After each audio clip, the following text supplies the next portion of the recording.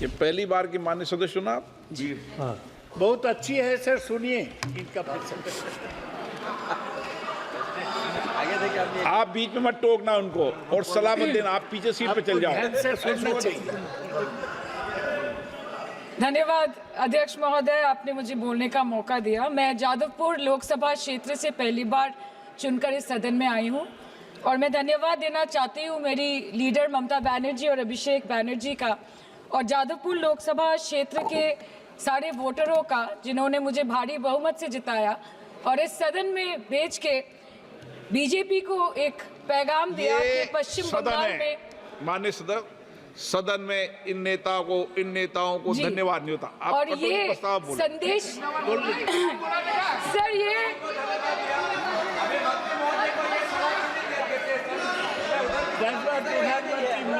Sir okay sir, no problem sir. Sir मैं धन्यवाद देना चाहती हूँ जादवपुर लोकसभा क्षेत्र के लोगों का जिन्होंने मुझे भारी बहुमत से यहाँ पे जिता के भेजा और ये पैगाम दिया कि पश्चिम बंगाल में नफरत की रणनीति और धोखेबाजी की राजनीति नहीं चलेगी। अध्यक्ष महोदय, मैं उम्मीद करूंगी कि आज आप मुझे पूरा बोलने का मौका दें, क्योंकि हाल ही में हुए नीति आयोग की जो मीटिंग हुई थी वहां पे हमारी माननीय मुख्यमंत्री जो देश की एकमात्र महिला मुख्यमंत्री भी है, उनका माइक बीच राह में ऑफ कर दिया गया था। वो बंगाल के अरे अभी तो शुरुआत है, ये तो ट्रेलर है, पिक्चर बाकी है। अध्यक्ष महोदय, मैं आपसे ये बोलना चाहती हूँ कि वो बंगाल के हक के लिए यहाँ पे सवाल उठाने आई थी, वो बंगाल के लोगों की बात रखने यहाँ पे आई थी, लेकिन उनका माइक ऑफ कर दिया गया। आपके माध्यम से मैं इस सदन में उपस्थित वहाँ जो बैठे हैं माननीय सदस्य, कोई भी घटना को सर एक लाइन आपका डिलीट करेंगे सर, एक लाइन सर मैं यही बताना चाहती हूँ कि बंगाल के लोगों का आगे जाके बंगाल के लोग आपके पार्टी की माइक ऑफ कर देंगे। बस एक चुनाव बाकी है, आप देख लीजिएगा। Sir, all India Trinamool Congress इस सदन और इस देश का थर्ड लार्जेस्ट ऑपोजिशन पार्टी है और हम आपसे धन्यवाद हम आपको देते हैं कि आपने हमको रेलवे, स्वास्थ्य, शिक्षा और आज ये पशुपालन जैसे महत्वपूर्ण विषय पे चर्चा करने का मौका दिया। लेकिन तृणमूल कांग्रेस आगे जाके देश के हर महत्वपूर्ण मुद्दे पे बात करेगा, चाहे वो चीन का अनैतिक रूप से इस देश में प्रवेश हो या वो 700 से ऊपर आंदोलन जीवी किसानों की माननीय सदस्य, आप पहली बार बोल रही हैं, मैं आपको हस्तक्षेप नहीं करना चाहता, लेकिन जिस अनुदानों की मांगों पर चर्चा सर अभी आ रहे हैं सर नीट के घोटाले से लेके जीएसटी के बोझ तक, एयरपोर्ट की छत टूट जाने से लेके रेल पटरी से छूट जाने तक तृणमूल कांग्रेस के सदस्य, हर सांसद देश के हर गंभीर मुद्दे पर चर्चा करेंगे। बस यही आपको बोलना था।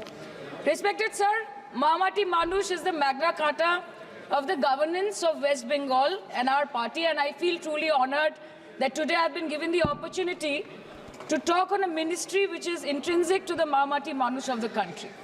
हमारे किसान अपनी मवेशी को, अपनी फसल को माँ की तरह पूछते हैं, जिस खेत में वो हल चलाते हैं उस जमीन को नमन करते हैं। अगर आप देश के किसान से पूछेंगे तो वो आपको यही बात बोलेंगे कि चाय से शुरू हुई थी सरकार और गाय पे अटक गई और विकास की मौसी 10 साल में रास्ते में भटक गई।